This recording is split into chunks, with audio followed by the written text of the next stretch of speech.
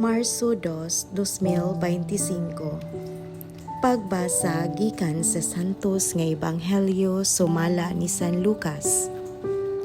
Si Jesus nanaad sa pagsulti sa iyang mga tinunan, pinaagi sa mga sampingay.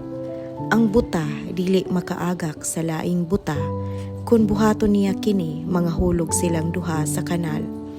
Walay tinunan nga labaw sa iyang magtutudlo, apan kun ang tinunan makatapos na sa iyang pagtuon, mahisama siya sa iyang magtutudlo.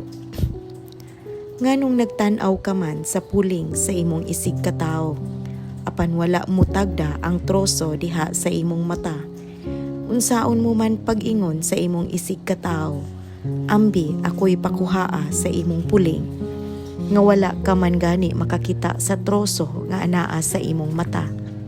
Maot, kuhaa una ang troso nga anaa sa imong mata aron makakita ka pag-ayo, og makuha mo ang puling sa imong isig katao. Ang kahoy nga walay sakit, dili mamungag walay pulos nga bunga. Ni ang masakiton nga kahoy mamungag maayong bunga. Ang tagsa-tagsa ka kahoy maila sa iyang bunga.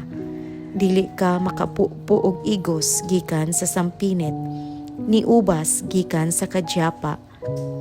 Ang maayong tao magsultig maayo gikan sa maayong mga butang nga anaa sa iyang kasing-kasing. Apan ang tao nga daotan magbuhat og daotan gikan sa mangilad nga mga butang sa iyang kasing-kasing. Kay kun unsa ang anaa sa kasing-kasing sa tao, mauusab ang iyang isulti. Ang Ebanghelyo sa Ginoo. Daygon ko ikaw, O Kristo.